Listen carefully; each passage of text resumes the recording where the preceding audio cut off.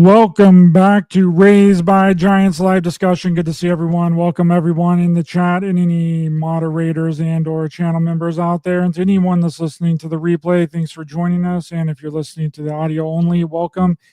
If you're watching on YouTube or X, be sure to follow the show on the audio only podcast on all podcast platforms. You can set it to where the shows are automatically downloaded upon release. I like to listen to a lot of podcasts while I'm driving on Spotify. That's how I get a lot of my information in when I'm doing other things. It makes it a lot easier. So follow the show on Apple Podcast, Amazon, iHeartRadio, Google Podcasts, so you never miss a show. The Clockwork Shining is also available on Tubi. Anywhere you can download the Tubi app, you can now watch my documentary, A Clockwork Shining, on Tubi. So even if you've seen it already on Amazon Prime, I appreciate your support, but please watch it again on Tubi. It really helps us continue to create and develop new projects, and I'm currently in deep on the next documentary. It's going to be about the Psychic Spy Stargate program, so I'm currently working on that. So with all of that down, the links are in the description, by the way.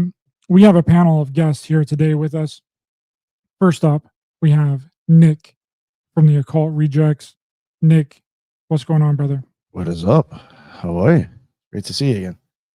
It's good to see you, bro. It's good to see you, dude. And I'm going to run through the next panel members here. We have Julia from the Cosmic Peach podcast. Welcome back to the show, Julia. How's it going? Hey, Ryder. Hey, Nick. What's going on? Thanks for having me. Always a pleasure. It is good to see you. Welcome back. And we also have Headless Giant from the Headless Giant channel. What's going on, brother? Good to see you. How you doing? It's great to be back. I love having you as a guest and being a guest on your show. Yes, sir. And someone brought up a really good question here already. Tim Houston says, who are these occult rejects, huh? Who are these boys and girl and gentlemen and lady? Tell us who we are, Nick. Who are you, Nick? You've been on the show before. You've all been on the show before. Well, Yes. Headless, have you been on the show before,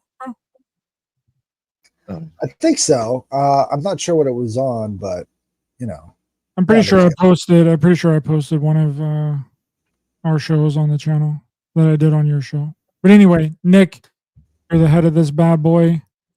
Oh, It it started off much different than it was 4 years ago. It was just me and this other guy, Lux. That lasted about a year and a half, and then we split ways, and I wanted to keep the show going. So I started just finding either other people to work with or people to have on to cover topics with me, and did that for about a year, trying to figure out probably what the hell am I doing. I was kind of confused, but I didn't want to stop doing what I was doing. And people like Headless and Teresa, I started working with a lot, and just started working with more people. And just one day I just noticed like I'm just consistently using them a lot. And then I had worked with Julie in the past, and me and her had reconnected again. And I was like, yo, I would love to have you like work with us.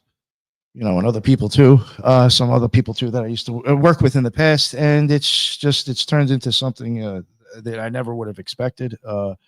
I have, people who are into the occult or people that practice the occult, and I have people that are like really great researchers that I have work with us, that are also, even willing to learn about other things. So yeah, it's again, it would be, Julia, Headless, Heidi is on there, Jin, the Ninja, Ethan Indigo, Robbie Marks. There's probably the TJ from Contemporary Problems. I got a guy who does gematria.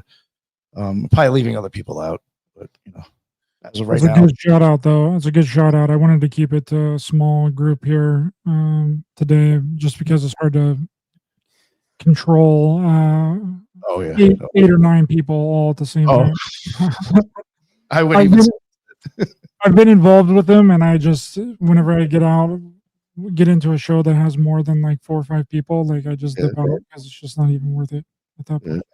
Julia, tell us what's going on with you, where they can find your podcast. Nick, I have the Occult Rejects link in the description of this video, so if people are interested after the show, please hit the more button underneath the title of the video to get to the drop down to get to the Occult Rejects channel. Julia, tell the fine people where they can find you. Thanks for having me again. Yeah, you can find Cosmic Peach Podcast wherever you listen to podcasts. You can find me with Nick in the Occult Rejects. He has me on quite a bit, and I'm very appreciative of that.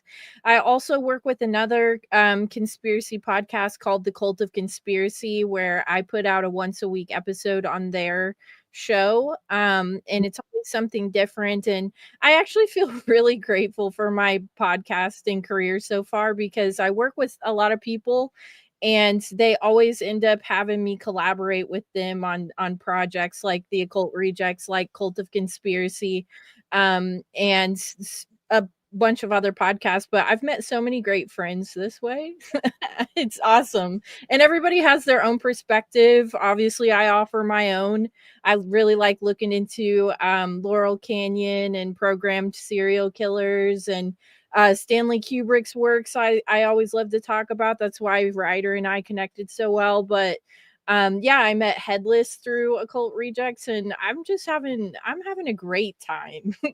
This is like the heights of my podcast career right now. It's definitely fun. I don't know if you can get more famous than Nick, though. Nick's getting up there in fame, bro. He's getting up there, dude. He's doing private interviews. He's going to conferences, bro. He's meeting all the people. One of them will come on the show. That'd be great.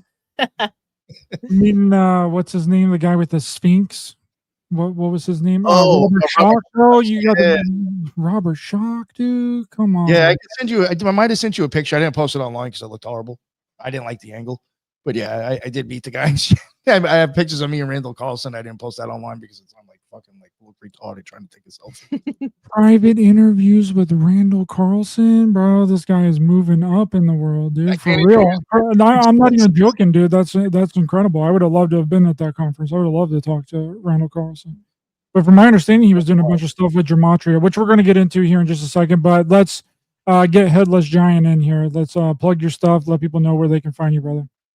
Thank you. I'm the Headless Giant. I have a show on Thursday nights where I read your occult / metaphysical / dream, basically any kind of email of something out of the ordinary that you want to share with us. And you can send that to Headless Giant podcast at gmail.com. And we read those out on Thursday nights. So check it out.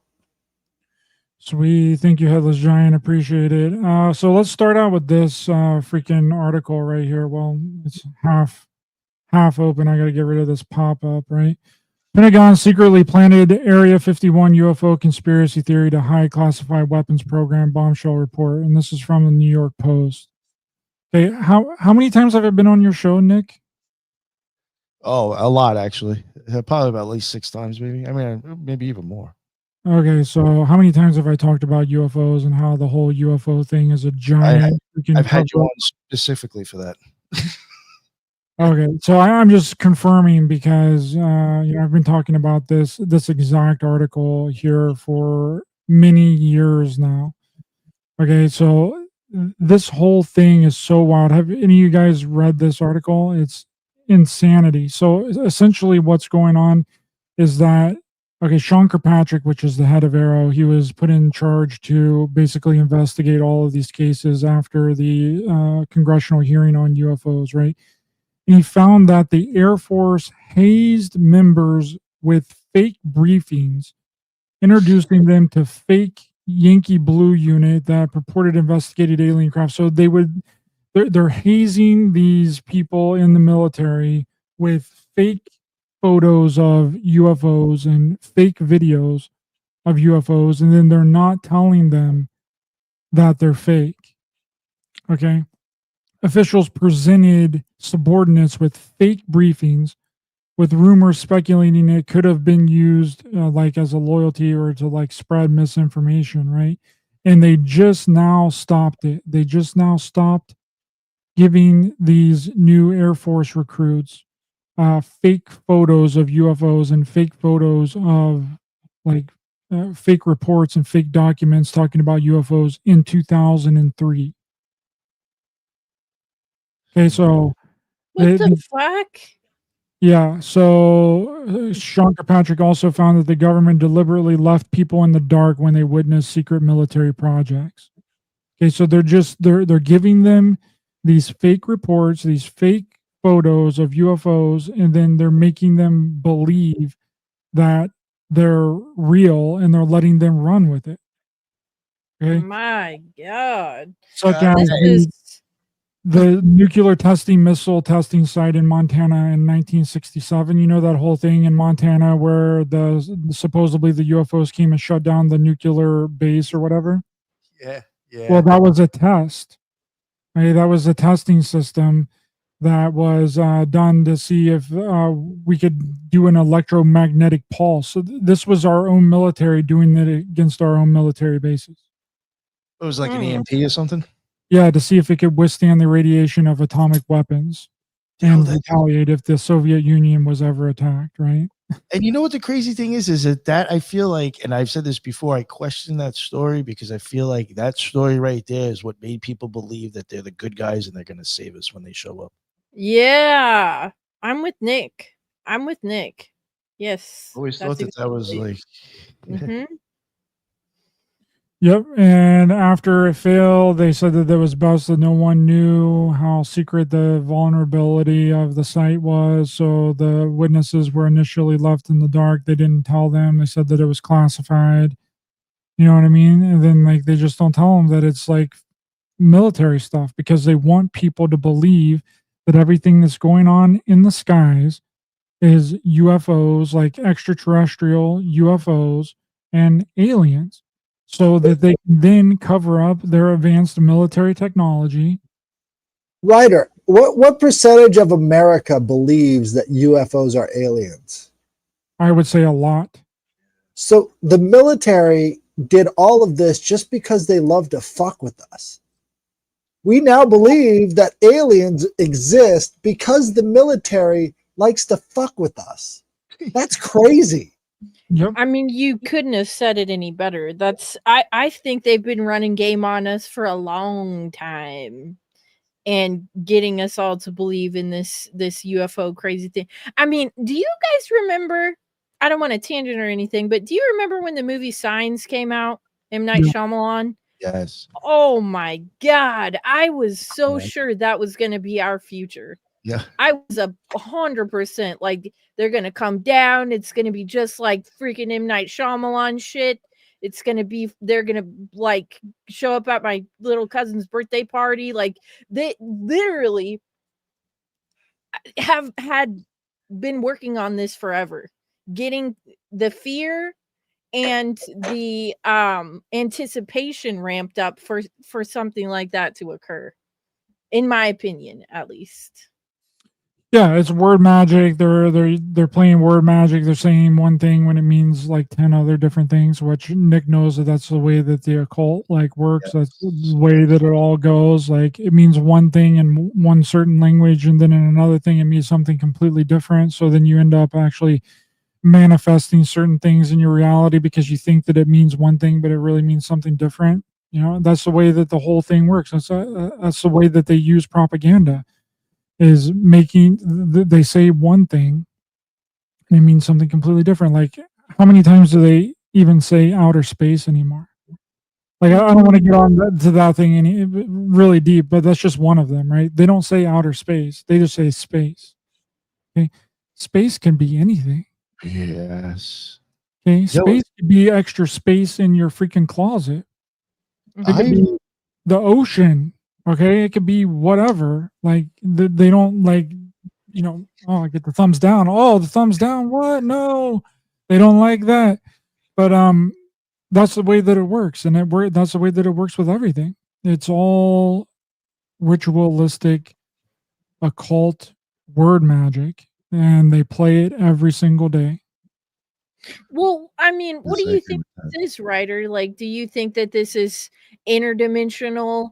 Uh, do you think that this is all just government experiments and projects and shit that we see, like the lights in the sky and all this from the beginning of time, you know, the lights in the sky Prometheus thing, they're coming back for us. Like, what do you think it is? Do you think that they're fucking with us, or do you think that there's like interdimensional beings that are swapping technology with us? Like, what is it? There's definitely something more going on that is not the military. I mean, I'm not a person to completely throw out the possibility that there is not things going on outside of our realm of perception. Like, I think that there's stuff going on all around us, right? But we just can't see it because, you know, how everyone talks about, we only see a certain percentage of the light spectrum. It's like I'm newly awakened, right? I just newly got into this. We can only see 7.2% of the light spectrum. So there's so much more going around us, you know, like I just figured this out yesterday or whatever. But I'm open to other things. They're just not physical. They're just not physical entities. Okay? Entities exist. Things outside of us exist, but they're not physical. They're spiritual. They're consciousness. Right? And yeah, they can interact with us, but again, it's not going to be a physical, tangible thing that you can reach out and like touch. Like that was my whole thing from the very beginning of this UFO and alien stuff. I was like, who has shook hands with an alien? Can you tell me one person that shook hands with an alien? I know a lot of people who have seen UFO activity, but unless you're coming off the Gaia network, I don't know if I've ever met a motherfucker that's shook hands with a extraterrestrial. Usually, You know? Usually the extraterrestrials like to shake hands, but only after applying lube to the probe. That's generally the direction. You know what? You know what? I have a soft spot in my heart for Travis Walton in the Fire in the Sky story. Okay, that was the first story I ever heard that was anything like that. It blew my mind. The guy seemed so sincere and genuine, and I wanted to believe it so bad. So I mean, I don't know what you guys think about that guy, but it's like I said, you gotta almost take this stuff with a grain of salt. I don't know. What do you believe him? I would have to hear the story again. Honestly, it's been a while. Well, he said Sometimes he was a lot of abducted and shit.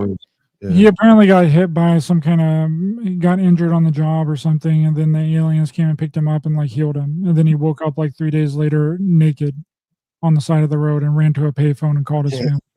That's not the full story. I just gave you the cliff notes. Yeah. But that's apparently like what happened. But see, the problem is with all these abductee people, the only way that they remember any of the stuff ever happening to them is through regression. No, So they go and get regressed. Oh. They go and get regressed, and then all of a sudden they remember everything about everything that happened.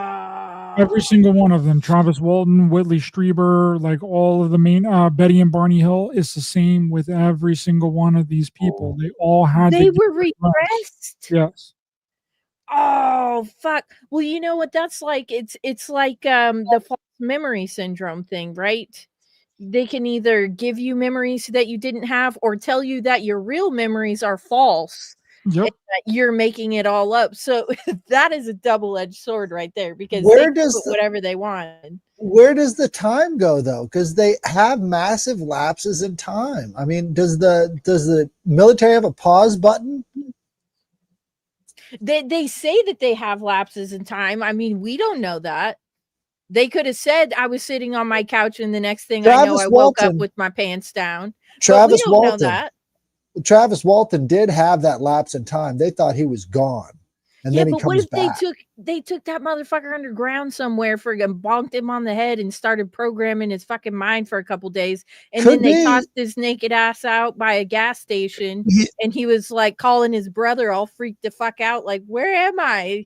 Well, aliens. I was thinking maybe it's going to take. Well, see, here's the whole thing: is Bud Hopkins is the one that created the term "missing time." That came out in 1980. Okay, after Bud Hopkins' book "Missing Time" came out, everyone started coming out of the woodwork and talking about missing time. Okay, it created this entire phenomenon, and he also created the phenomenon of screen memories as well. No one has screen memories until his book comes out on screen memories. No one talks about gray aliens until Whitley Strieber's book comes out, Communion. And then everyone starts seeing gray aliens, and then they resonate with whatever it is that they're reading, which Whitley Strieber also wrote a bunch of fiction, and the characters within the fiction books line up with the characters that he's talking about in the nonfiction books pretty like hand in hand almost. Okay, so and then people read that and then they resonate with it, and then they start believing, oh well, maybe something happened to me in my past as well. So then they go to a regressionist, and then what do you know? The regressionist is specialized in UFO alien abduction, and then they pay them $300 to tell them that they were abducted by aliens. Right. Well, I'm just saying, That's what how what if there was a psychotronic device that could knock people out at a distance? You know, something like a radio waves or something like that. You know, maybe microwave or some sort of maser. You could knock somebody out like that. I don't know. I'm just saying, like, they all seem to have that similar thing. They lose the time after they get hit by a light. You know, so that could be an actual device that maybe the government has we don't know about. Well, I wouldn't put it past them. I think some shit like that could really exist. I think they got stuff that would rock your world. I mean, honestly. Yeah, they do. I like this dude's name right here, Kill Your Egregores. That's how egregores are born. That is totally on the money. That is exactly on time. It's all egregorical. I believe that we live in an egregorical reality. I think that's exactly how that whole weird sexual identity takes off. Somebody comes up with an idea, they hand it to people, and they just run with it. Boom. Yep. It wouldn't exist until someone gives them the choice to choose that or not. What was anorexia called up until the 1970s? You just eat fucking weird. Got eating problem. Anorexia nervosa. It was known as a nervous disorder that was implanted into the mind. It always moved in these waves all throughout Europe and America. Anytime it came up, that's when anorexia started coming back. So it was a cyclical thing. Once people started talking about it again, a whole bunch of other people started having the symptoms. It's a nervous condition.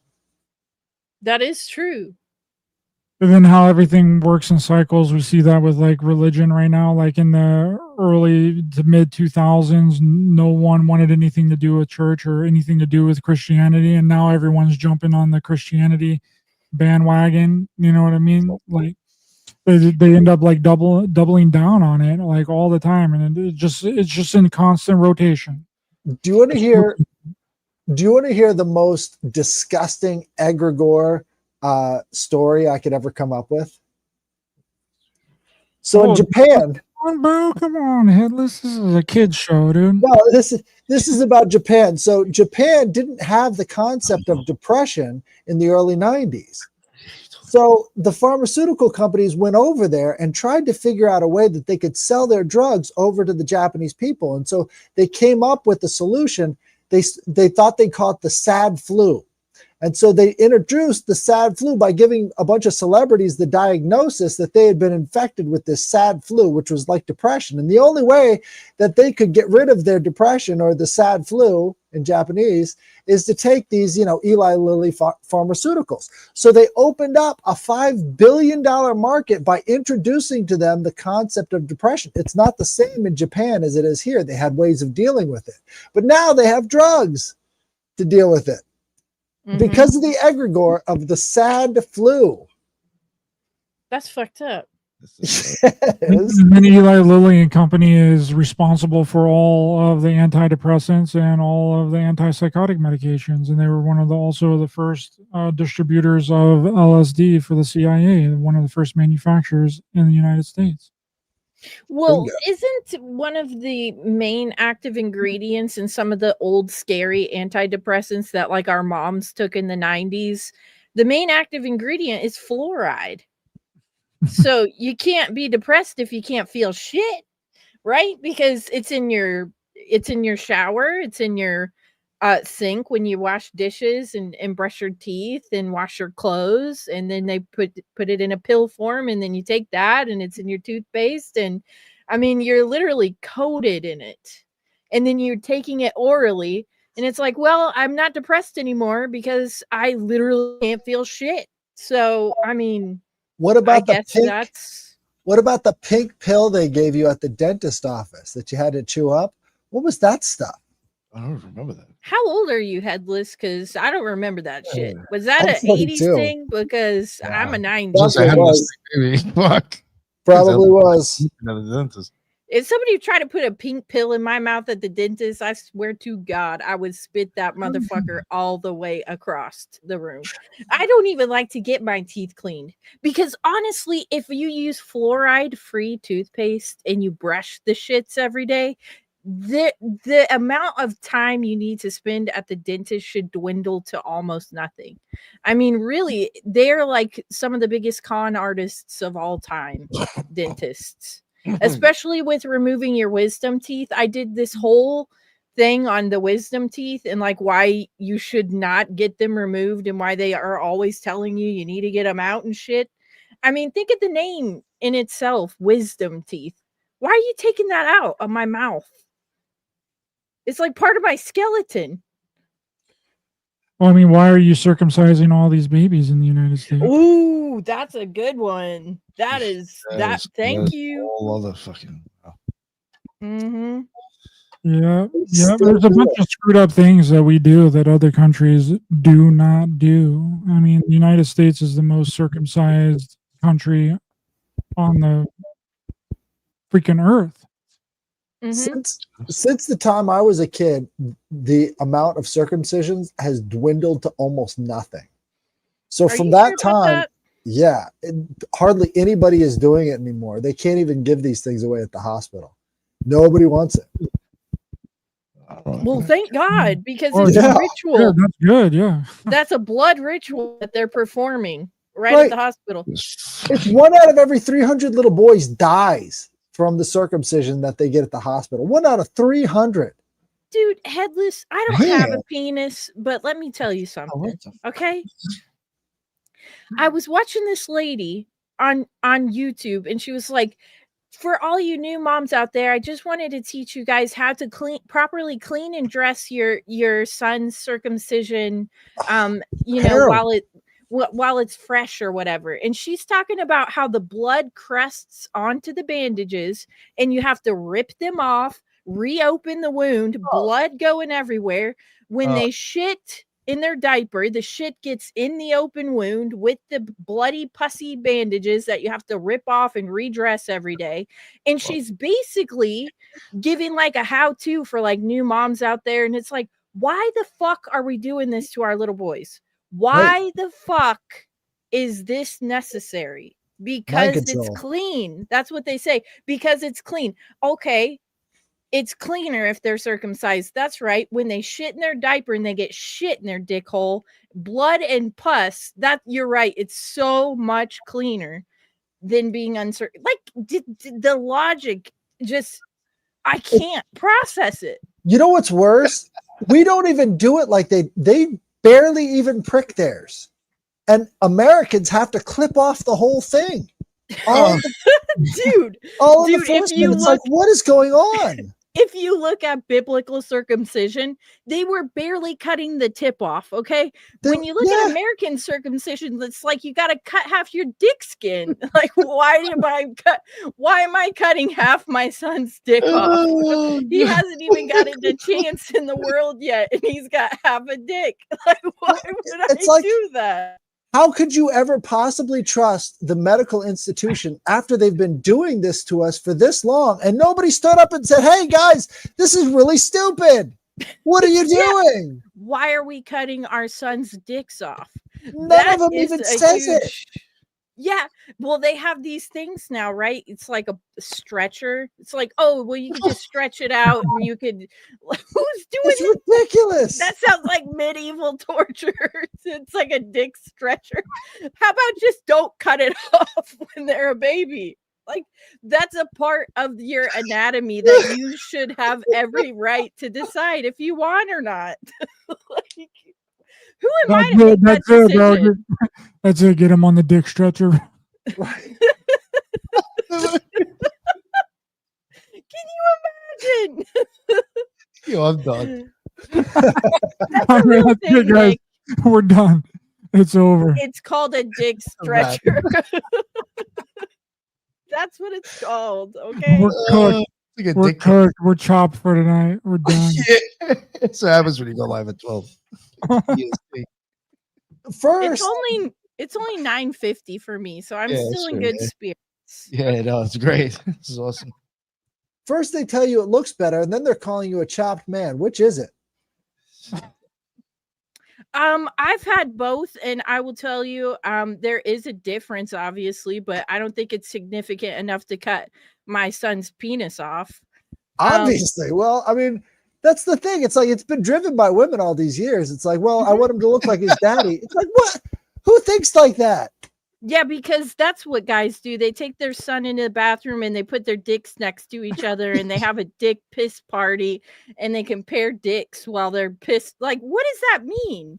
Nobody I don't does want to that. teach him how to piss with his trunk because I don't have one. Like, that just does not make any sense to me whatsoever. We're gonna get booted off YouTube. We got to get off this topic. Yeah, I don't know if there's a difference, but like, is it really like you just have to know how to aim? Like, Well, I you don't know, think does that really make a difference when you're pissing?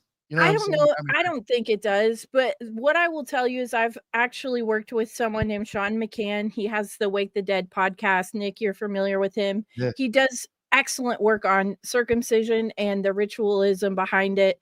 And we have often talked about how when you cut that much of the foreskin off, it's just exposed glands. And so what you have at that point is the tip of your dick is just a big callus. And a lot of people don't talk about that, and the ritualism behind circumcision with the bloodletting and like the decreased sensitivity, and some guys like they cut it too low and the skin's too tight and sex is painful and like all this stuff that can go wrong with it. Someone put in the comments, I love Sean McCann's work. I agree with him that it is insidious and they're all in on it. I mean, that's the thing. I think that it's very orchestrated, and it does absolutely no purpose whatsoever. It's considered to be a cosmetic procedure. There's no medical reason to do it whatsoever. The only other group in the Mediterranean that did male infant circumcision was the Canaanite Phoenicians. And I always ask Christians, why are these Canaanite Phoenicians doing circumcision? They don't have a deal with God, and none of them have any answers for me. Well, the Jewish rabbis also suck the pain infused blood from the tip of the penis when they do the bris, Right. which is the circumcision Exercise exercise or whatever. So, I mean, it's really disgusting. There was a Jewish rabbi that was giving a bunch of infants herpes by doing that, killing them. and then and he was in the news. And there are several articles on it. Anybody can go and look it up. He was performing bris ceremonies with circumcising these young little boys, these babies. And he had herpes and he was sucking their penises and giving them all herpes. So, I mean, you tell me if it was worth it in the end. Because in my opinion, I just think it's so absolutely disgusting and unnecessary. It's just got to stop, you know? I mean, what can you say? It's just, but it's normalized just like anything else. Like, what if somebody came out tomorrow and was like, I think all female babies should be circumcised because that's what it is, right? Genital mutilation. It's looked down upon for women, but not for men. Like, right. I think that's the one double standard that goes the opposite direction. It's There's not okay for women, but it's okay for men. There's a lot of them. We just don't think about it because they're men. Right. That's what I'm saying. It's usually the other way around. Like, oh, it's not okay for guys to do that, but it's okay for girls or whatever. Like staying at home and cooking and not working, stay at home mom, like whatever. Dads shouldn't do that because they're men or whatever the gender roles are. That's the one thing I will say. Nobody's okay with cutting clits off, but everybody's okay with cutting dicks off. Where did that come from? I first heard about this with the Penn Island conspiracy, a video by Cliff High. Hard to find video, but it's really good. It gets into like the connection to God and like all kinds of stuff. Like that it's like your antenna to like the spiritual realm and the traumatization of it and everything. Yeah, it's I'd recommend trying to find that video as well. The Pin Island Conspiracy. Nick, brother, how did this conference go? Tell me about Robert Schoch, bro, and Oh yeah, tell me about old yeah. who else was there? Oh, the Cosmic Summit. You know, let me pull up the thing because there was actually so many people there that I could actually probably forget. Yeah, that Robert Schoch. I did meet him. For people who don't know, he was the one who I think redated the Sphinx. Correct. He knocked it back, I think, a few thousand years, and it kind of like changed like a lot of ideas or trying to understand. Like, I guess humans are older or whatever. It was a pretty, I think, impactful thing, kind of. And yeah, I met him and his wife. They were actually some of the nicest people that I actually met there. They seemed like, I mean, unless they were good at acting, they seemed like very genuine, like almost like very like humble and like very nice. His wife was sweet as shit. She spoke to a lot of people. She was, oh, take the picture, this and she'd take the picture for you and everything. She talked to you. Very nice people. Yeah. Like when you wanted to go up to them and talk to them, they didn't make you feel like you were annoying them. Like they would actually sit there and talk to you if you wanted to talk to them. So it's like, oh wow. How many people was at this thing? Was it a big crowd? I would say there was probably about a few hundred people there.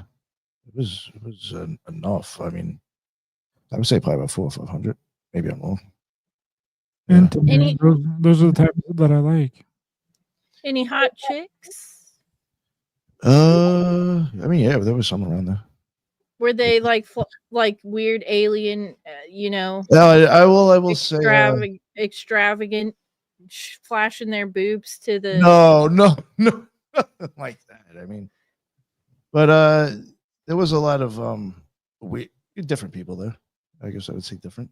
I don't want to say weird, but because with alien chicks, they're nerds and they can go one of two ways, and they can be really hot or really gross. So I was, just wonder if you scoped a couple out, got some numbers, drank some beers, sat in on the conferences, had a good time.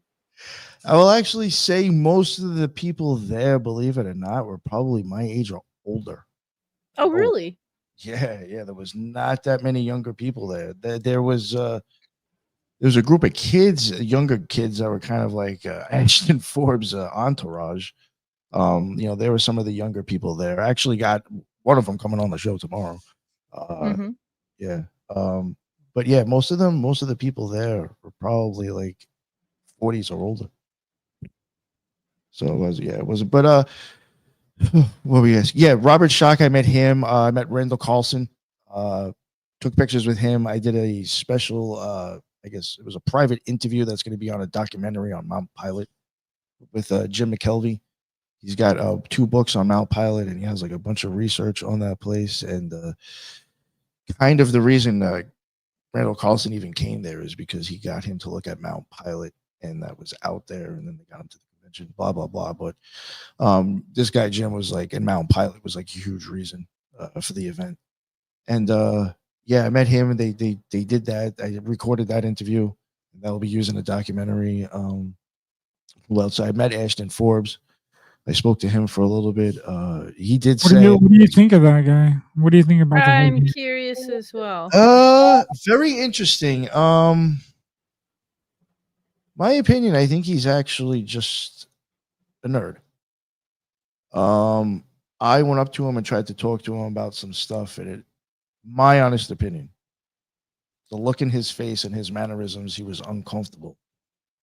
Because I don't think he understood any of the shit. And I think it weirds him out when I tried to talk to him about certain occult stuff with the stuff that he was talking about. Because I was one time, I don't know why the guy approached me and the dude I was with, but me and some guy were just smoking a cigarette in front of the place.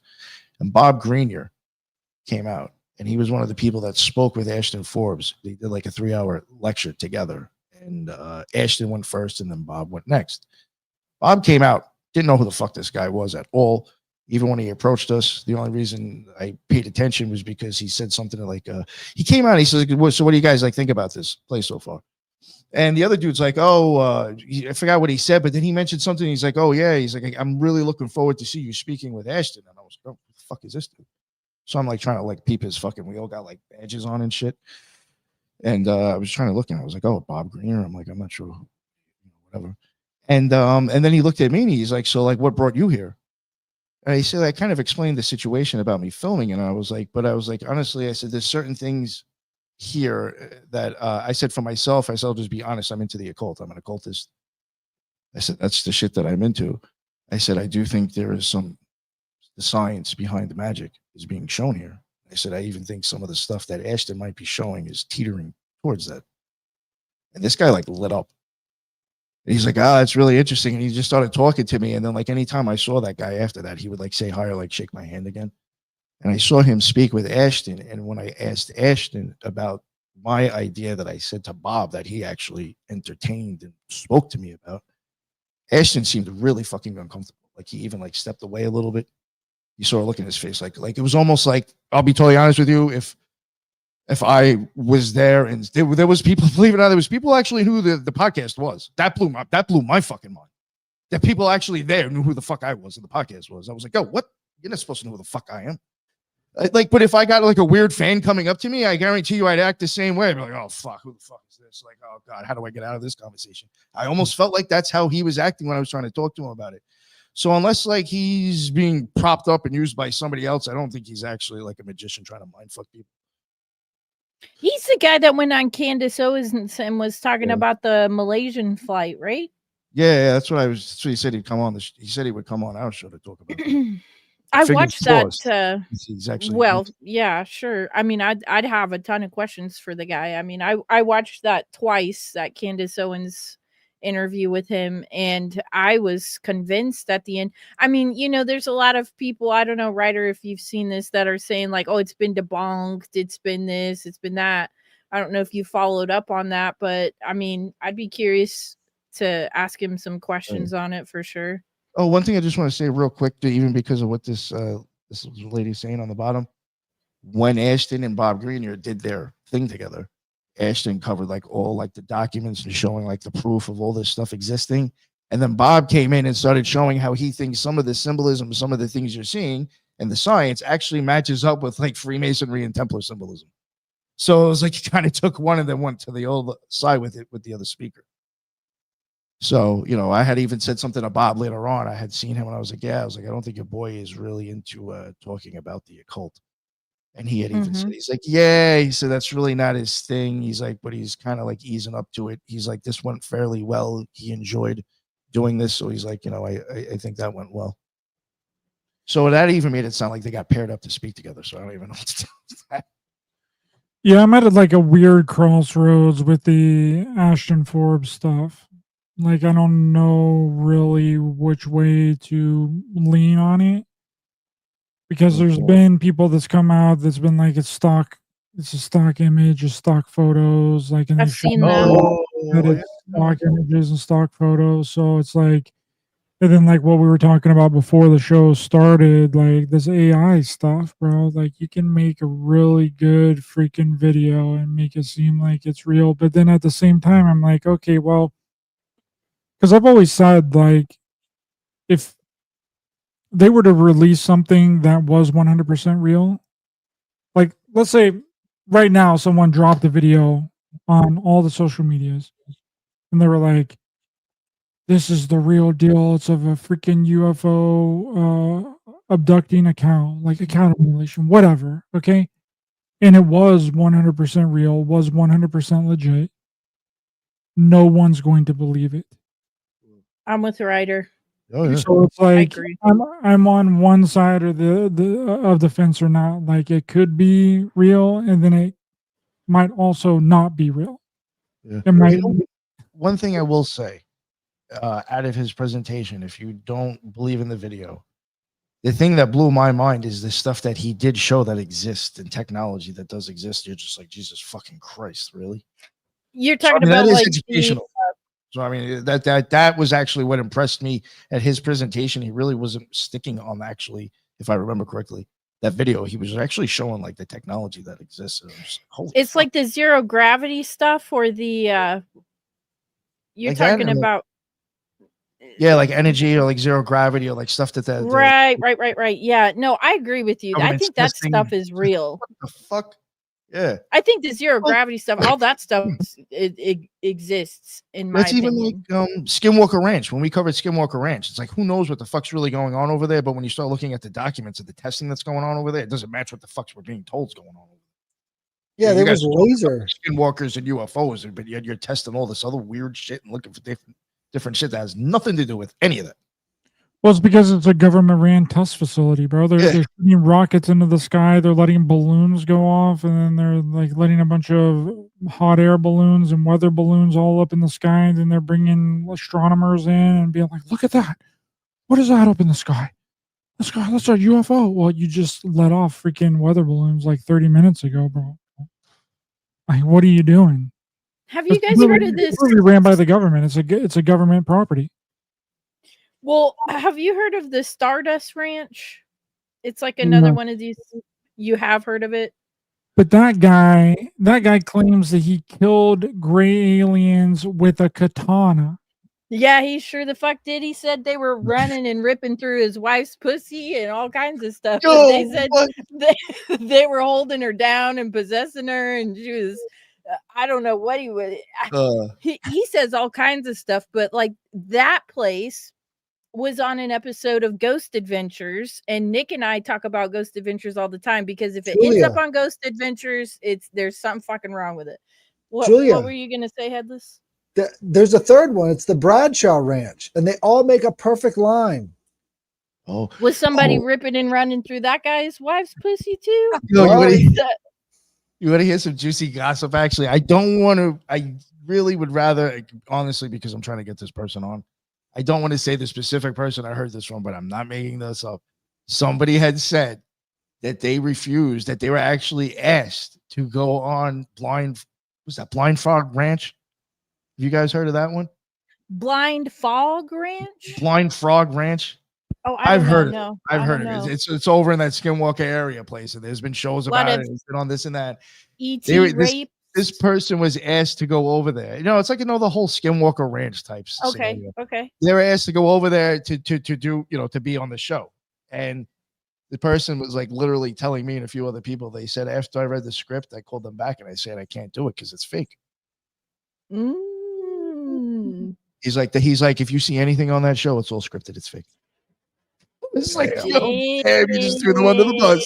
Damn. You talking about Ghost Adventures? No, anything about that shit, if you're seeing that shit presented, it's fake because there's nothing going on. Oh, yeah. The Blind Frog Ranch show, bro? Yeah, anything about that area, that's what they're saying, that anything that person said, anybody that shit is fake. And How many ranches do we have, bro? We got the Buffalo Ranch in Colorado. We got the Clearview Ranch also in Colorado. We have the Skinwalker Ranch in Utah. We have the Stardust Ranch in Arizona. Like, what's going on with all these freaking ranches? Why are all these people being plagued with interdimensional beings and skinwalkers and weird, strange happenings at all these ranch? Somebody just yeah. I'm about to go buy a ranch. I'm about to go buy a ranch in the middle of the woods, and then I want to get freaking Travel Channel out there, and I'm gonna create a whole reality TV show about my ranch in the woods. Dude, I'll come on the show and tell them they were trying to get in my butthole. I will do it just to get some views. But one ranch you didn't mention would be Zorro Ranch.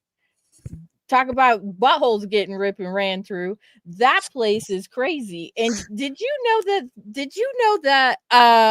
they're gonna demonetize my video, Julie? I'm sorry. Oh yeah, mine too. Both screwed. This one's cooked. I might as well just turn it off now. Did you know that Jeffrey Epstein won the lottery or something like that? And it was like something weird with Zorro Ranch. Do you guys know what I'm talking about? There was like some money laundering thing, and like somebody was funneling money to Zorro Ranch through the lottery. The governor. Okay. Was. Thank you, Headless, for knowing that. So I didn't look crazy. I don't know any more details other than that, but I do know that they won the lottery, and supposedly the governor took it. And the governor was adjacent to the property too, so he's right over there next to him. and he had a helipad out there. He had all sorts of and they never even checked it. Didn't even go.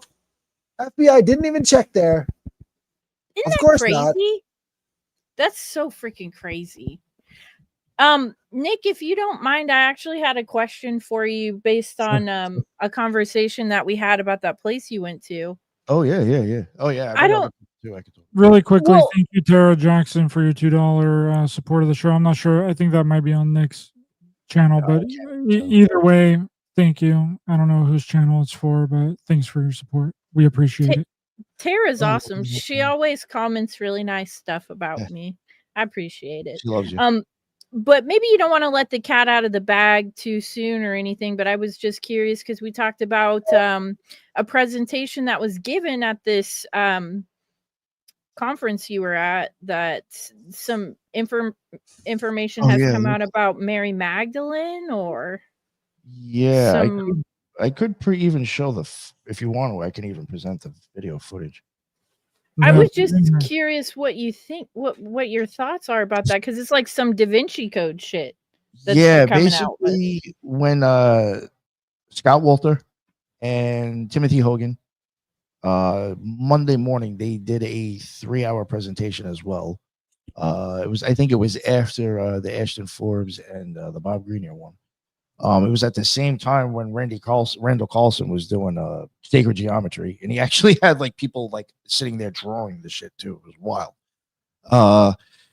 It was that time that Scott Wolter went and he talked about how he thinks that they have been able to decipher these tablets or these things that they came across, and that it's bringing them to certain places that they believe one of the arcs.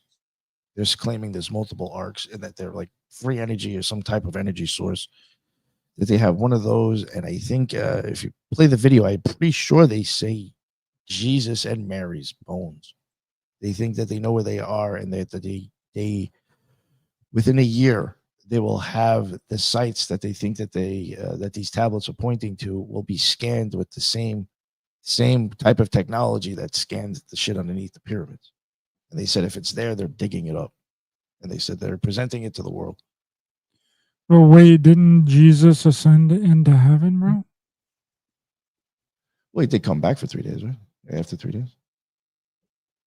What happened? But he ascended whenever he came back and greeted everyone, right? Didn't he ascend? I'm pretty sure he ascended. That's what the Bible says. He ascended into heaven. Oh, yeah, I guess. I don't know. Yeah, he ascended. But so wait, what are they digging up? They're digging up Magdalene's bones, or they're digging up somebody? They're digging up tablets. What is it? They're digging up. They think they have an ark, and Okay. Mary Magdalene and Jesus's bones. I think again, I'd have to listen to it if you want to play it. I think they're even also insinuating a kid. What? The kids' bones? Jesus Oh, had a kid, bro. Jesus had a kid, man. We're getting this whole thing crazy. that's the Da Vinci Code stuff. Like Mary Magdalene and Jesus had a little girl. Her name was something I can't remember right now, but it's in the Dan Brown novel.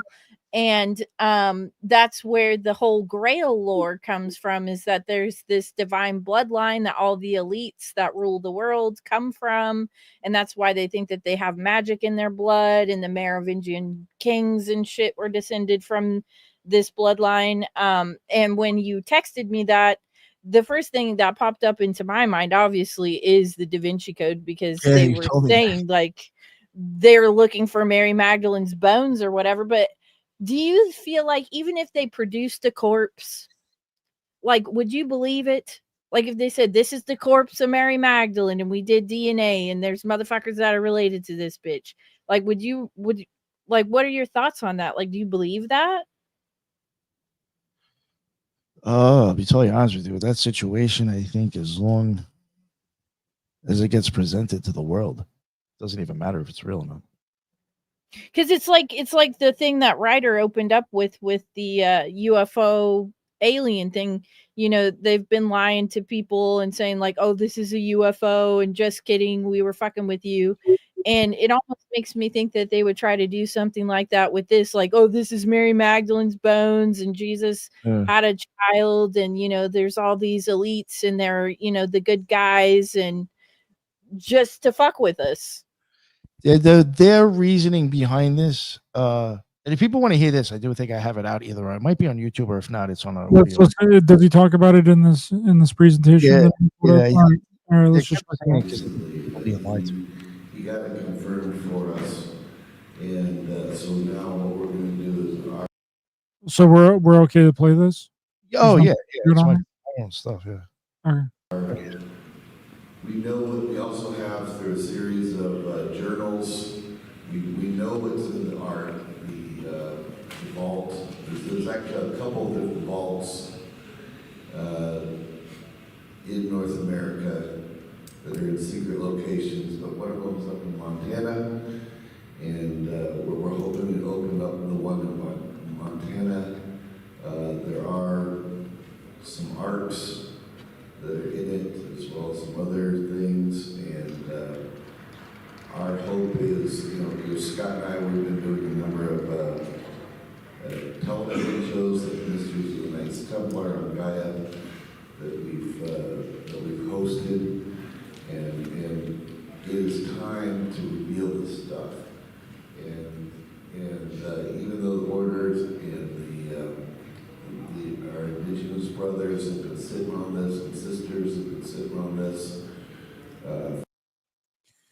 He will get to the. It almost sounds like the exact same shtick that the UFO community people do, right? They're like, "Oh, it's time to reveal the technology. It's time to reveal the UFOs. It's time for everybody to know about the aliens and the extraterrestrials. Now it's time for everybody to know about the Ark of the Covenant. We're going to reveal it." Yeah. That's just what it sounds like to me.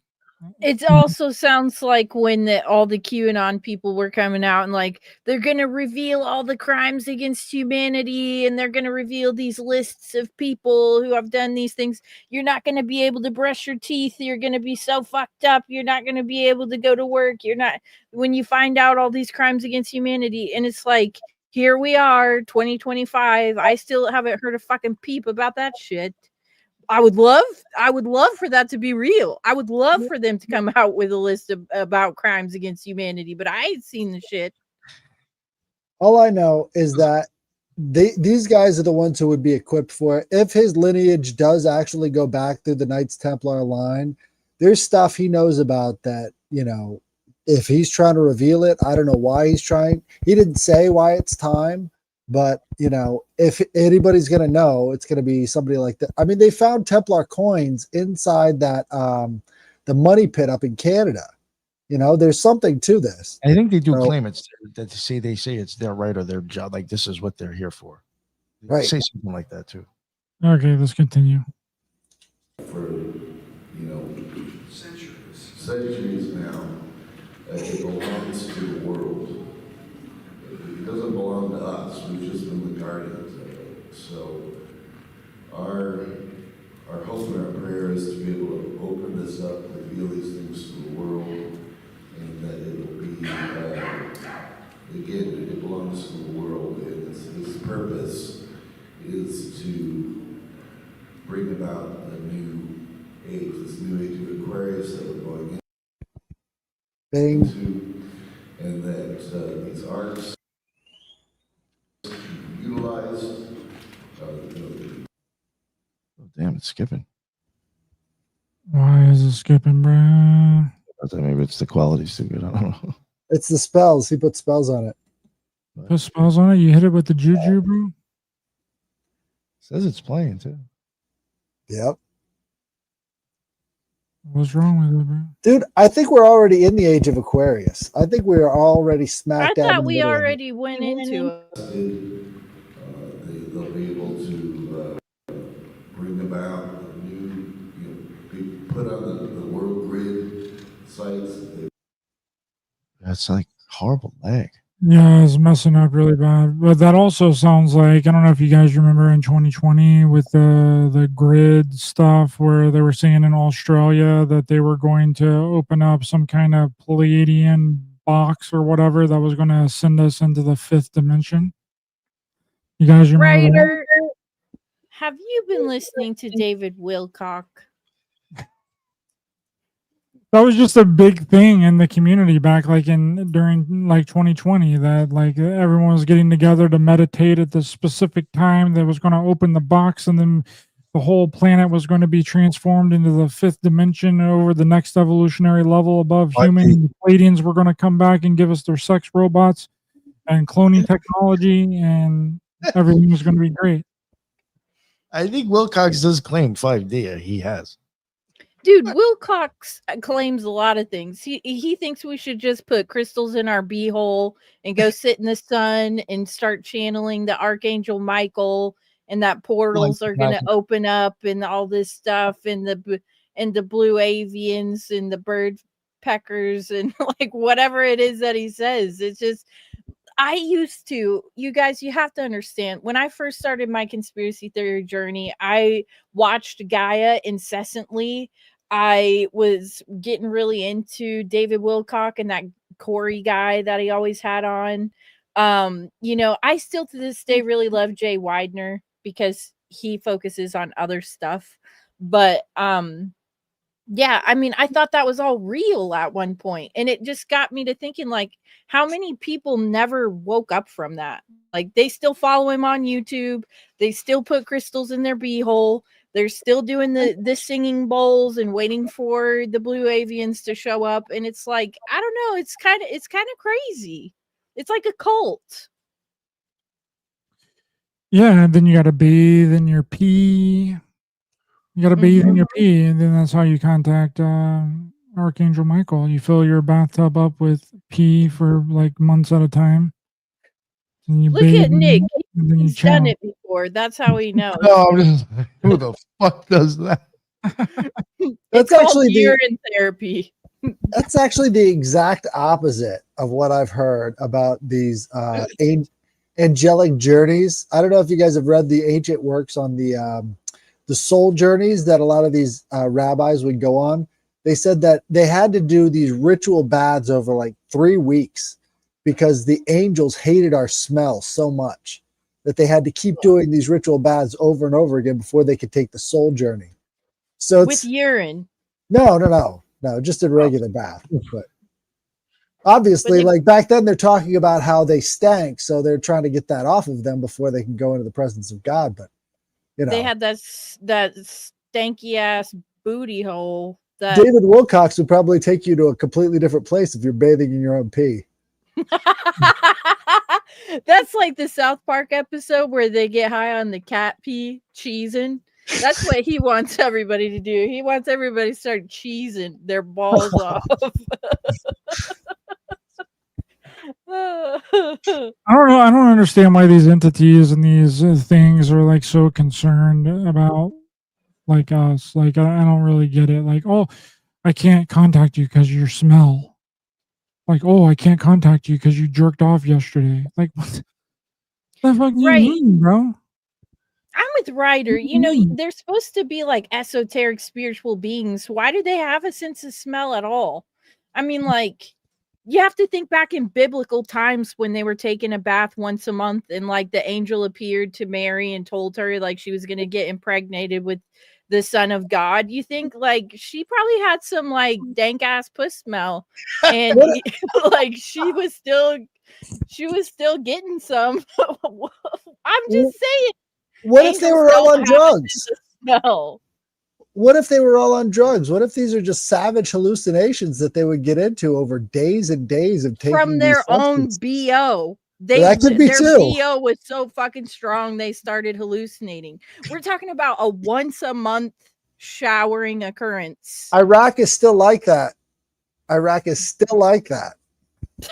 I mean, I've never been, but damn. Oh, it's nasty. Is it nasty for real? Yes. Like, bro, like I just don't understand it. Like, I just don't get it. Like, okay, so if we're under the impression that God created this reality, right? That everything in this reality is a creation of God. All right. He doesn't want us to enjoy any of the things in this reality. We have to be like a perfect freaking human being. It does not make any sense to me. So you created all this stuff that we're not supposed to do. So then we're going to get punished for not doing the thing that you created. It doesn't make any sense to me. Like, if that's how it is, and whenever we die, we get like a life review or whatever, and then God's like standing there and like he's going to punish me for all the things that I did wrong, I'm going to turn around and say, bro, you created all this shit, right? What did you want me? You wanted me to come in here and not enjoy the few little things that we get to enjoy here? Mhm. Like you like what's going on, bro? Well, I'm I with think You did all of this and you don't want me to do it? you have to think about the Bible like a magic book. It's more like an ancient tome full of spells, because really that's what they're talking about when they're talking about communicating to God through the chest plate that lights up, and they're talking into a box where there's a cloud that's collected. Are you It's talking it's a about magical ritual. like the Ark of the Covenant? They had these breastplates that they would wear with the different Right, that would light up. crystals. They would light up. Yeah, it was like some kind of ancient technology. Actually, Some kind of It's ancient weird. technology, huh? Right. Yeah. No, I'm with you on that. That's another show, by the way, that I watched all the time when I was starting out my conspiracy theory journey was Ancient Aliens. And of course, you know, they always blamed everything on ETs and whatever, and like they were the gods of the past. And but there was an episode on the Ark of the Covenant that kind of struck me, because whether or not it had anything to do with extraterrestrials, it is a piece of ancient technology that we don't understand. Right. I don't know if it has anything to do with ETs, but yeah, I think it was blasting people's asses, and it was some type of radioactive something. And you're all with the blasting of the asses here tonight. If you even looked at it, it could just like cook you like in your seat. So I mean, there was something going on with it. It was a laser, something. See, I think that's the part that, you know, it's like we have this vision of what they're trying to tell us. And then these Templars come out and say, no, this was Egyptian technology, and it was in all of their temples, and we had to hide them so that the bad people couldn't get to them. So that's the whole premise, is that these Templars took this stuff away so the Vatican couldn't get it. And now they're coming public with it for some weird reason. For some weird reason, or is it by design? Headless? Right. I mean, it's clearly by design, obviously. And this whole Age of Aquarius thing, it's like, you know, if you're thinking about Aquarius, think about an antenna tower that's putting out radio waves in the shape of a puddle, right? When you see the ripples in the pond. Well, that's water through the air. That's the sign of Aquarius. We're already smack dab in the middle of the Age of Aquarius. This is the new religion right here. We're talking over it, you know, and it's a global religion, isn't it? Well, what is that made out of? It's made out of the magic that they put into these chips, that they put into these designs. It all goes back to the same kind of, you know, origin point, you know, talking about Cartesian planes and things like that. That was an occultist. All of this mathematics came through the occult first. Yeah. That's where we got it from. Well, you know, my husband Colby and I were talking last night, or maybe it was the night before, whatever. We were talking about how this whole DMT thing is getting hijacked with like AI now, I guess. And like they're trying to merge AI with DMT to give you a psychedelic AI experience. And I said, what are they trying to put in there? Because just like LSD, I think that it's been hijacked and it's being used for a sinister agenda, in my opinion. And then you see people like Joe Rogan fucking shoving it down everybody's throats. Do this, do that, DMT, fucking AI, whatever the fuck. But I mean, it's like you said, Headless. I think this Age of Aquarius thing, the technology is becoming our god. Right. I mean, it's very hard to argue against that when you see how people treat it, you know? Look at the AI. Oh, all the answers. Grok, is this true? We used to have a Bible for that. Now it's Grok, is this true? Come on. I mean, that's all they're doing, is they're just replacing everything right in front of us. And we don't think of it as a religion, but it is. Isn't there a guy that, oh, sorry, go ahead, Ryder. I'm just saying it's the AI god. That's what AI is. And if anything is the Antichrist. Nick, are you tapping on the thing? I think it's Headless, actually. I think your mic is swinging against your shirt. Oh, yeah. Try and stay 100% still, bro. People get really upset about these Someone had a fire alarm that was on that I didn't hear during the show, and they're really upset about it. But there was like chirping and all that, and people get really upset because some people listen to the audio only version, and I understand it. It does get annoying sometimes, but whenever I can hear it and I can catch it, I normally say something. But try and stay still, stay a statue, stay a mannequin, headless. Don't even move. Don't even move a muscle, bro. There you go. Pretend you're Mary Magdalene's corpse. Oh Just god. lay there. But if anything is the Antichrist, I believe that it is AI. Okay, and I'm not saying that I believe in the Antichrist. I'm not saying that I believe in the prophecy or that I believe in any of that stuff. But if anything is going to turn out to be the Antichrist, it's going to be AI. It's the only thing that makes sense. Because everybody is looking at this as like a physical person that's going to come back, that's going to be the Antichrist. No, it's not. It's freaking AI. It's artificial intelligence. I would agree with you.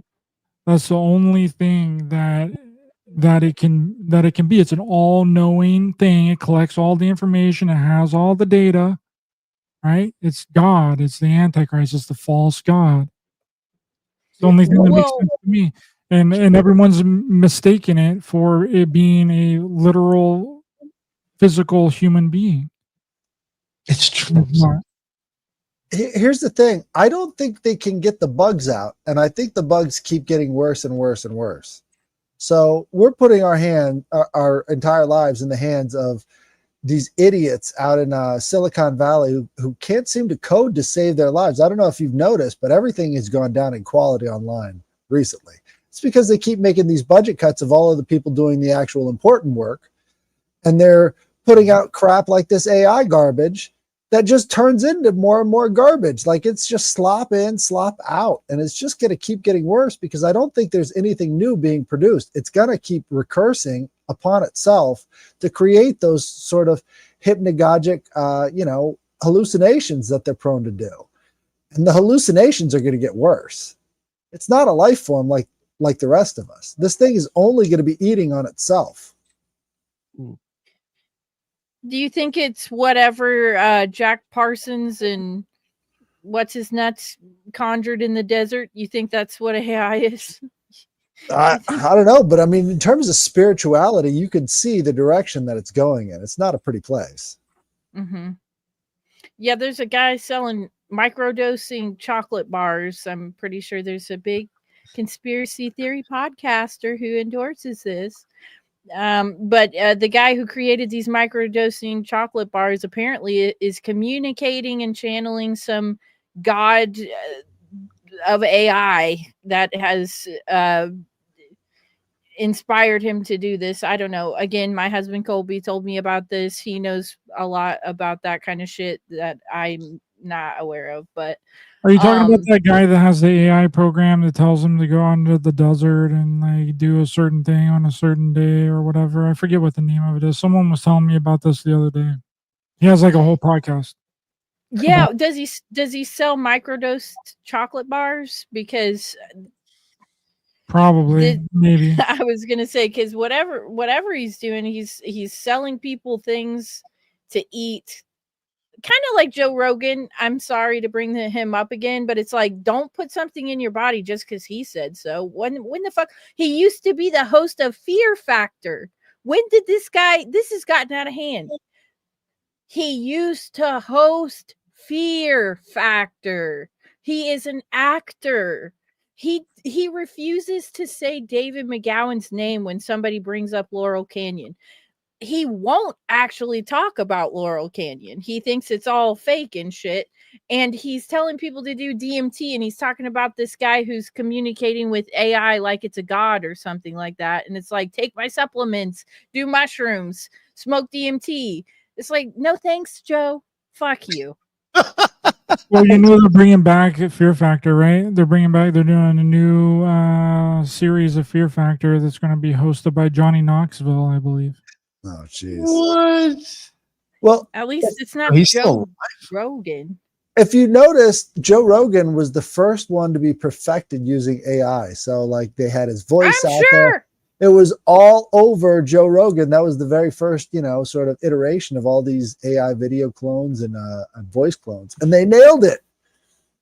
They nailed his voice pretty good. First thing. I wonder who they've been experimenting with. AI says, well, the AI overview of the Google, a reboot for the reality competition show Fear Factor is coming to Fox, titled Fear Factor, the next chapter, and it will be hosted by Johnny Knoxville. What? I feel like that's an appropriate host. Okay, the show will feature contestants living together in a remote location and facing a series of dares, stunts, and social media challenges. Also, it's not even going to be like a. They're like mixing a bunch of different reality TV shows into the new Fear Factor thing. So it's going to kind of be like, what's that one? No Deal or No Deal Island or whatever, where they're like on like a remote location and they gotta like vote people off and stuff. Sort of like Survivor is what I'm. It's Fear Factor mixed with Survivor is what it sounds like. Dude, So if no they're more bull not eating testicles. right, if they're not eating dead corpse asshole as part of a fucking challenge, I'm not watching it. The best part of it was like get locked in a box full of tarantulas, sleep in a casket overnight. Like those were the cool things about Fear Factor. So they just have totally taken that out. It's like it can get fucked. Well, they have to. I mean, everybody knows that you can sue these people, and so what's the point in These even having people something like that signed anymore? up. They signed up to eat dead corpse asshole because they were trying to win $1 million or whatever. And if you got to the point in the show where you were having to eat dead corpse asshole, you know you're like 1 out of 2 contestants remaining, and you better eat some fucking ass, because if the other guy fails and eats one less booty hole than you, then you win $1 million. I probably would do this shit. I'm not gonna lie. It wasn't $1 million. As long as you don't have to chew it, if you can just swallow it whole. It was 50,000 back then. It was $50,000. It wasn't even close to $1 million. Okay, but that was like the 90s and the 2000s. That was a lot of money back then. Now it can't even get you half a house, right? Or a quarter of a house. It can't get you a shed. Actually, 50,000. It'd be like you even pay me. You could blow that on the show. You got all the incentive in the world to sue them. Right, there you go. I'm gonna look up and see how much the loot for Fear Factor was. If it was 50,000, that's really not a lot. I gotta say that's not a lot at all. It was 50,000. Holy crap! Oh my gosh, yeah, that's not a lot for the stuff that they were doing. No way, dude. No way. Well, okay, so there was a few bonus special episodes of the competition that offered larger prizes, such as $100,000 or even $1 million. That was probably the extra special Super Supreme season finale episode where they bring back all the previous winners. And they have to like have sex with their dad or something in order to win $1 million. That's a different reality. Just up in a gimp outfit. That's the McMartin preschool / Presidio base Michael Aquino special where you have to fuck your dad to get the $1 million. That sounds Skull and Bones. Yeah. Oh, there you go. Skull and Bones. Thank you, Headless. That was a perfect analogy. Skull and Bones to win $1 million. Let your dad jerk you off for $1 million. It's so Phoenician. No, that's so George W. Bush. Well, that's Skull and Boners. That's not even Skull and Bones. Right. Skull and Boners. Sign up now. Brand new secret society. Oh, yo, you know who was at this place too? Right, it was the Italian doctors that supposedly scanned and found the fucking shit underneath the pyramid. Oh, he was there? Did he do a presentation? There was 2 of them, yeah, Biondi and Me, or MEI, I think is his name. Those 2 guys, they were there, and Jay Anderson, who, you know who he is? He was like him and Trevor something. I'm screwing these guys' names up. Were the ones who were like big on breaking that news. Trevor Garcia might have been, but Jay Anderson, Project Unity. He was huge with actually putting all that shit out. He was there as well. I'm familiar with the name, but don't know really anything about him. No, I'm just saying all that stuff with the stuff underneath the pyramids. All those people are there too for that.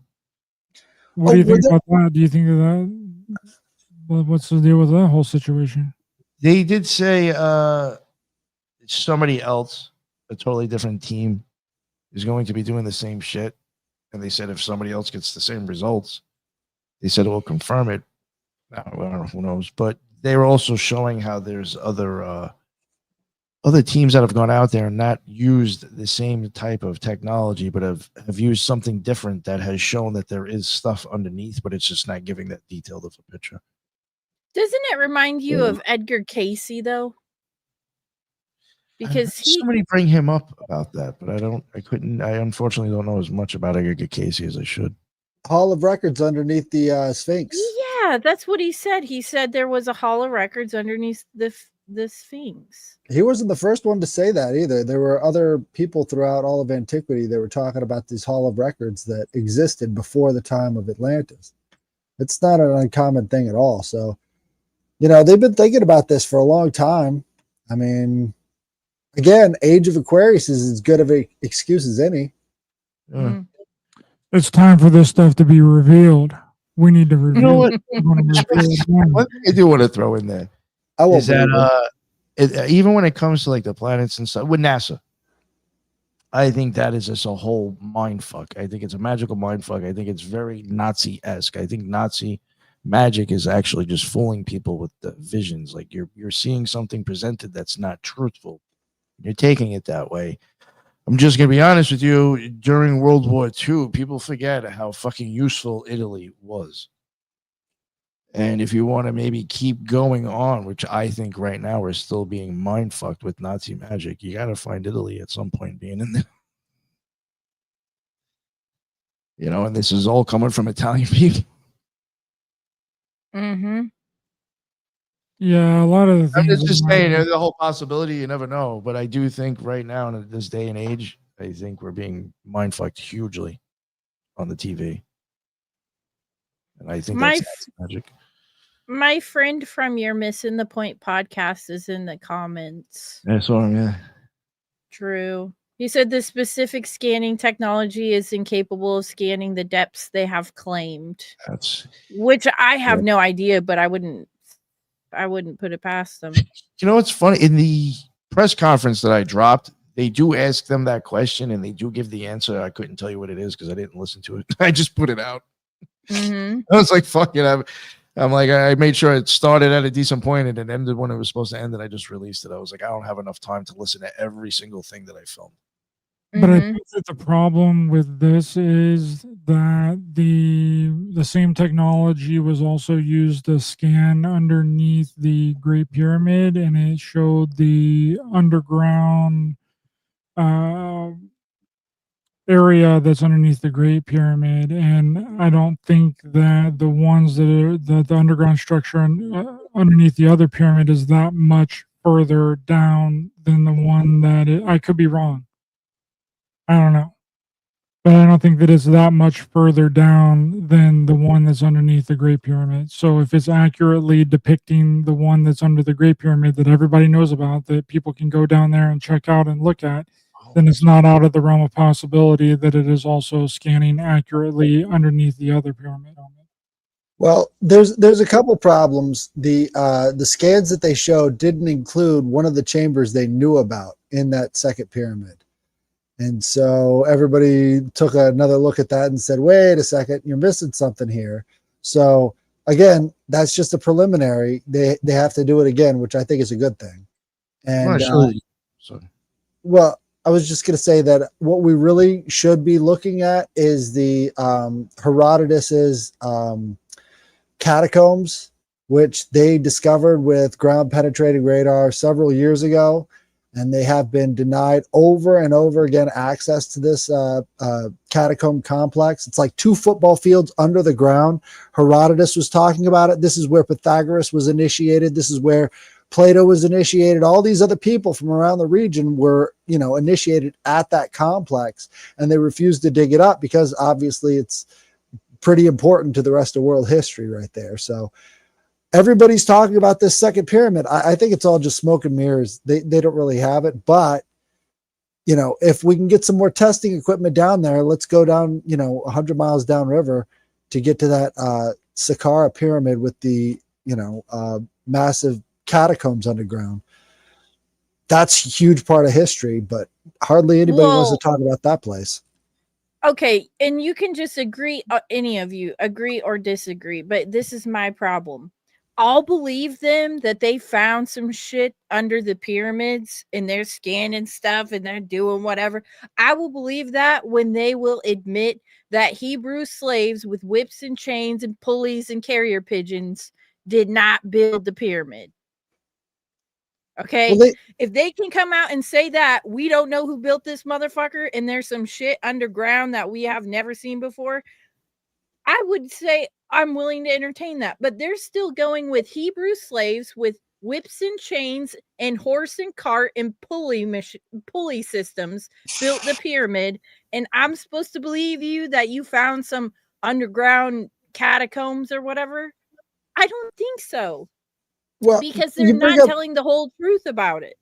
You bring up an interesting point about the slaves because I think it's pretty well been debunked that the people there were slaves. They were probably free people, but at the same time, like the idea that the Hebrews were ever in Egypt, they never mentioned the pyramids in the Bible, right? Any of the pyramids at all doesn't appear at all. You'd think it would be, in the background or something, maybe talk about the scenery, but they never mentioned the pyramids at all in the Bible, which I think is really strange. I mean, they mention all sorts of other landmarks, but never those. Well, the pyramids also are not what they say that they are. They said that they were sarcophagus or something like that. They were crypts for the kings, but all of the kings and the pharaohs were found in the Valley of the Kings, except for maybe one corpse or two. And it's like the pyramids were not even used for what they say that they are. They don't know who built them. They don't know how they're built, but I'm supposed to believe them that they found some kind of underground chambers and they're ready to come out and talk about that shit, but they're not ready to talk about any of the other mysteries surrounding anything from Egypt. Like, it's all still mysterious as fuck. Well, it's pretty roundly rejected by the establishment community about these tunnels, but they said, what's the harm in giving us another try at scanning it? So it looks like they might be cooperating with that. So at the very least, there's some sort of cooperation happening, which does not happen often because Zawi Hawass is just a total tyrant. He rules the entire Egyptology scene with an iron fist. He doesn't let anybody in. He's got major interpersonal problems with the people around him. I know you've probably seen interviews with the guy. He's totally unhinged, but that's the director of all of Egyptology. So, hopefully he moves on soon. Well, here's the thing. We know for a fact that there is a subterranean, like underground part of the Great Pyramid. Okay, 100%. People go down there. There's a lake, a tiny lake underneath it with submerged sarcophagi underneath it. There's pictures of it all over the place. Like, you got to get granted like special access to like go down in there. Like, the public just can't roll up in there, but it is established that it's there. So in my thoughts, I'm like, okay, well, if there is a subterranean part to the Great Pyramid, then why would all these other pyramids not also have subterranean chambers? Right. Mm-hmm. It only makes sense. They're just not honest about the stuff. No. They just don't want us to start putting fucking pieces together and finding out that everything that we know literally has been an absolute lie. If you want to pull up that picture, this is saying what they've seen now too. So I mean, you're actually look at not this. Just one anymore. This is what they're saying they've scanned. Yeah, that's like multiple things now. And this was supposed to be. This is just supposed to be a crypt for a fucking dead king. You telling me they went through all of this effort and work and all these fucking chambers and shit and all these spiral looking motherfuckers to put a casket in it? That's the point of like, this is the problem that I have, is like, if you're going to be honest about what's underneath it, you need to be honest about what the fuck the function of this thing was for. Some type of healing chamber, some type of free energy thing, some type of conduit, some type of something, because you wouldn't go through all of this effort building all this and digging all this shit out with Hebrew slaves, according to them, if it was just to house a fucking sarcophagus. Like, really? I can't, I'm sorry, but it's like they don't want you to believe your own eyes. Like, look at this. Does this look like a tomb to you? This don't look like a fucking tomb to me. Cloudbuster. Yep. Well, Egypt used to be the breadbasket of the entire Mediterranean. So these guys were producing so much wheat, they were feeding everybody else around them.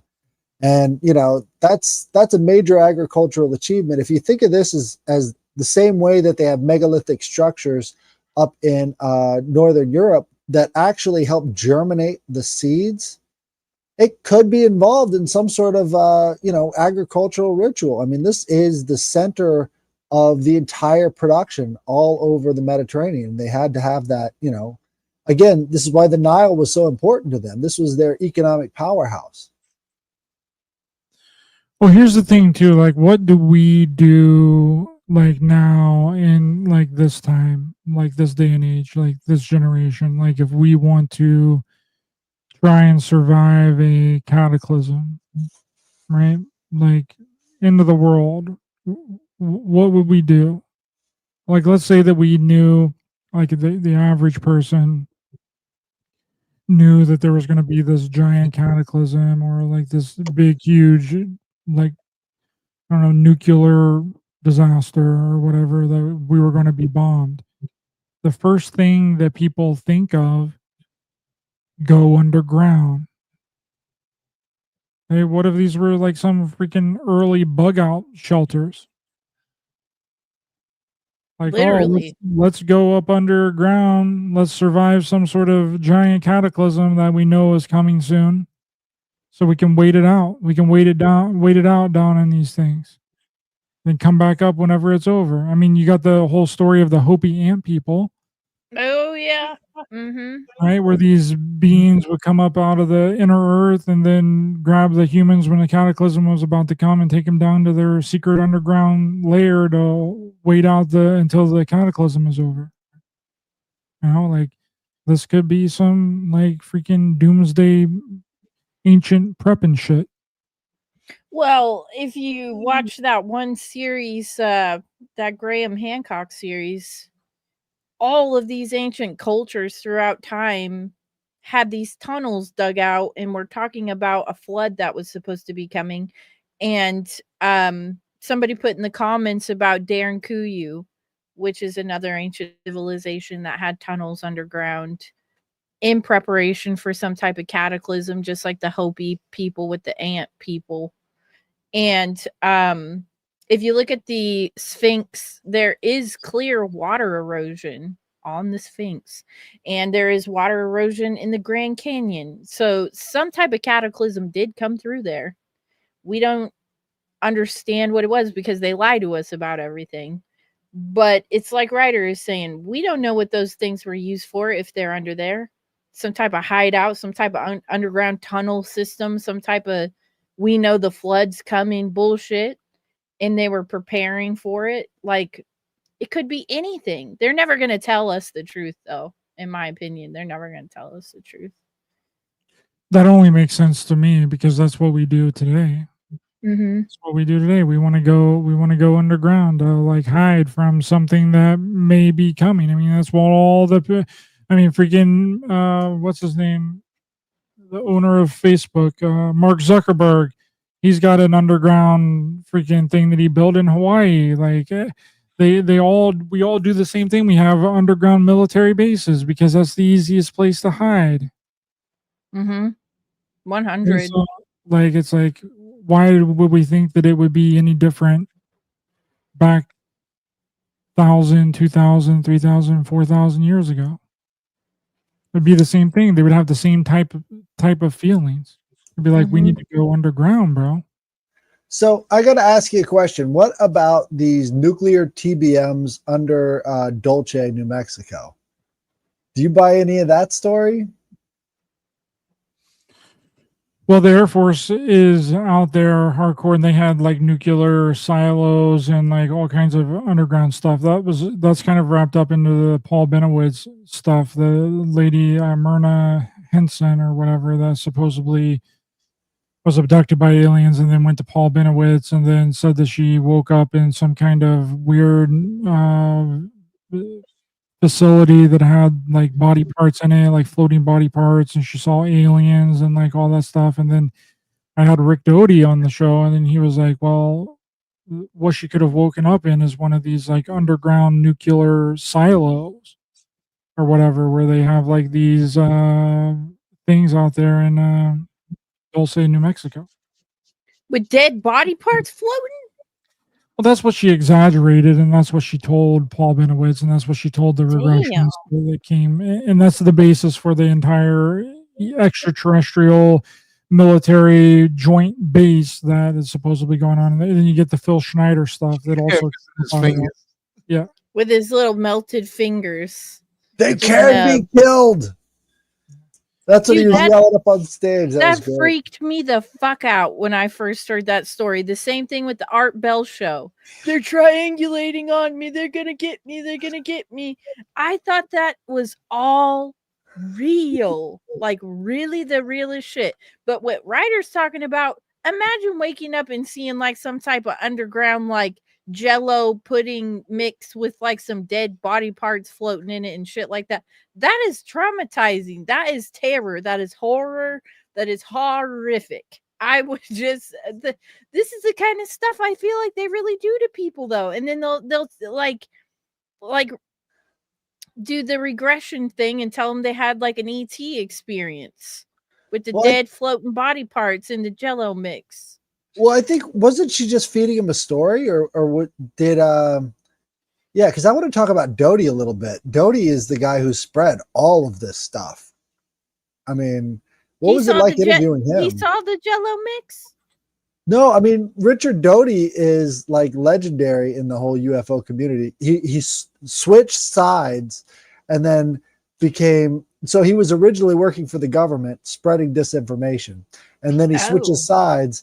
And yeah, so I want to talk about that. And then they did the exact same thing that they did to all these Air Force people that they're showing them all this stuff about fake UFO photos and documents. That's the exact same thing that they did to Rick Doty after that was over. They gave him all those fake documents and then kind of convinced them that everything that he was spreading mis and disinformation about was actually real. And that's how he flip sides, right? They took him into a briefing. They threw up some photos at him, had him read some documents, and then told him that it was real. So then he could go out and spread more disinformation by saying that it wasn't real. It's a mind fuck. Mm-hmm. It's a huge mind fuck. That's literally all ufology is one giant big mind fuck. Mm-hmm. I'm with Ryder on that. Psychological operations out the wazoo. Well, I mean, this insane. My hypothesis is that they try to fuck you on every level. They try to fuck you physically. They try to fuck your kids. They try to fuck you mentally, spiritually, emotionally. They're literally trying to get you on every single level. The food you eat, the products that you consume, music, media, TV shows, Netflix, whatever, your the news, this, that, like any way that they can fuck you, they will bend you over and your kids and fuck you in front of your kids and then fuck your kids in front of you. And you will do it and allow them to do it because you love the programming and you love the product. I'm sorry, but it's true. You will crave what they have to offer you because people love drama and sensationalism, and that's what they feed us, is drama and sensationalism, and we love it. That's where it is. We love it. We got to where we are in politics. Mhm. Yeah. Look at Donald Trump. I've never heard a president say fuck in my life. And he's out here saying, oh, they don't know what the fuck they're doing. Everybody's like, oh, I've never heard a president say fuck. It sounded so like forced. It sounded so forced. You heard it. He was like, he just, had to slip one in there because, he wanted to make it sound like he was upset. I don't believe he was upset. It sounded forced as hell. It's all theater, though, Heather. Yeah. That's what I'm telling you. We desire the product that they offer us, and we eat it up every time that they give it to us.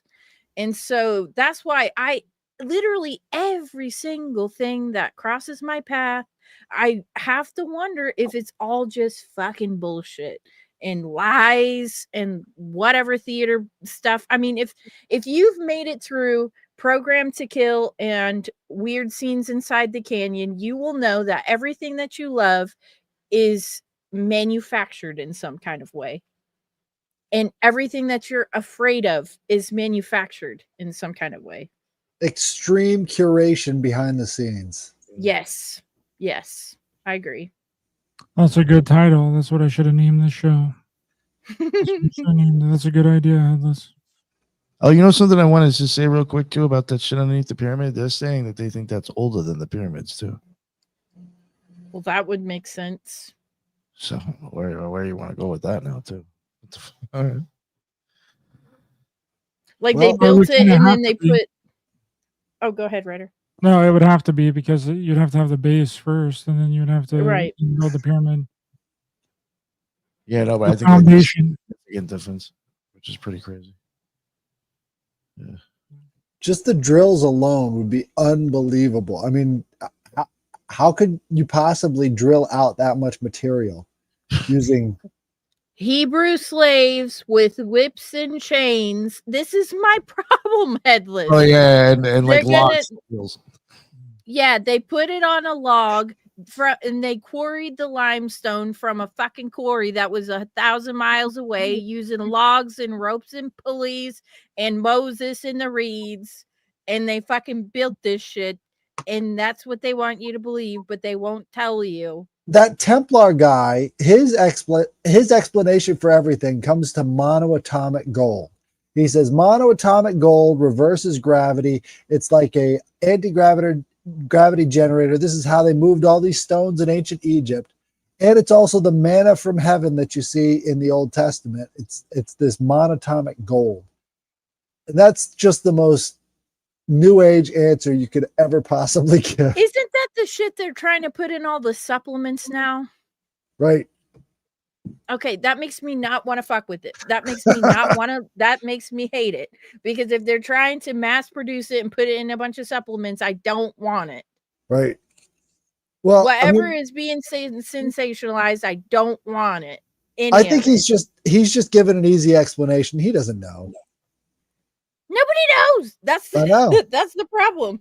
No kind of heavy metal is ever good for your body. It doesn't matter what it is. Have you seen people taking this stuff that turns them blue?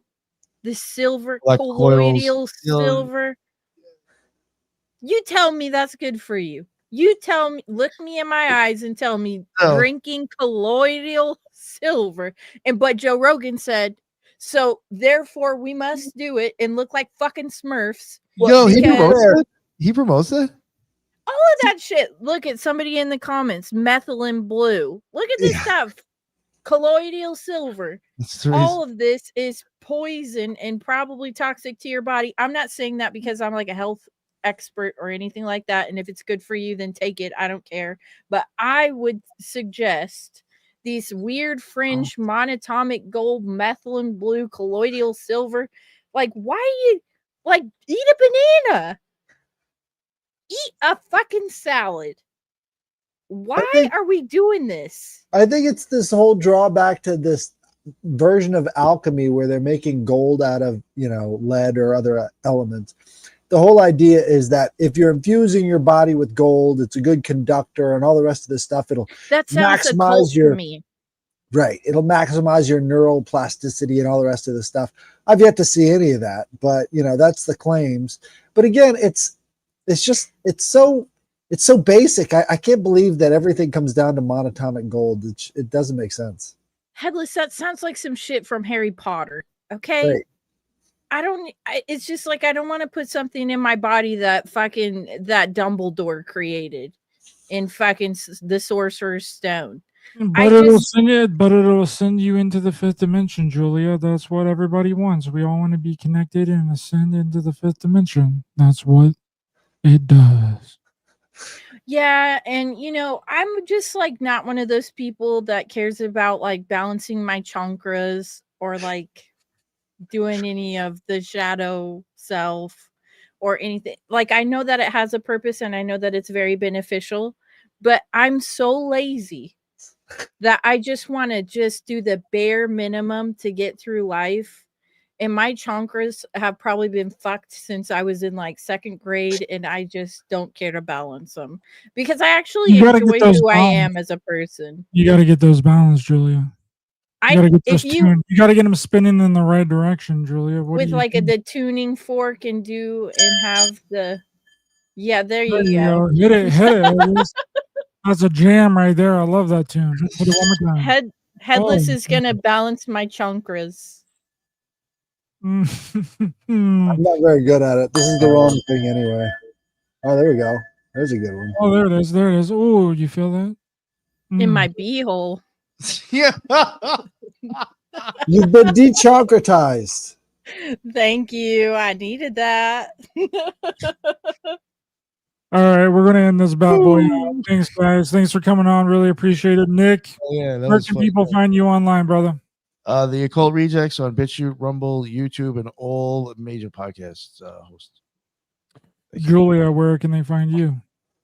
You can find me on the Occult Rejects whenever Nick is gracious enough to have me on. You can find me on the Cult of Conspiracy podcast every Saturday, and Cosmic Peach is available wherever you listen to podcasts. Thanks so much for having me, Ryder. I had a great time. Thank you, Julia. Headless, where can they find you? You can find me on Twitter or X and YouTube. Just look up the Headless Giant. And we did an interesting video not too long ago where we actually had remote viewing on our channel at the same time, audience participation style. So we went with the coordinate remote viewing with the different numbers, and then people relaxed, focused, wrote down their answers, and then at the end we went over all of them for our roundtable. Sounds like something you might be interested in. It was a good time. I thought I'd tell you about it. But yeah, if you have any paranormal stories, you can send them to me at the headlessgiantpodcast@gmail.com. Thanks. Cool. Thank you guys very much. Really appreciate it. Thanks everyone in the chat. Please be sure to hit the thumbs up button to help the channel, all the channels. We're streaming simultaneously here to Headless's channel and Nick's channel. So thanks everyone for joining in. Please be sure to hit that thumbs. Come on, StreamYard. Give me the thumbs up emoji thing. It doesn't want to do it when I wanted to do it. Please share, subscribe, hit the bell icon as well for notifications, and we'll see you guys next time. Bye-bye.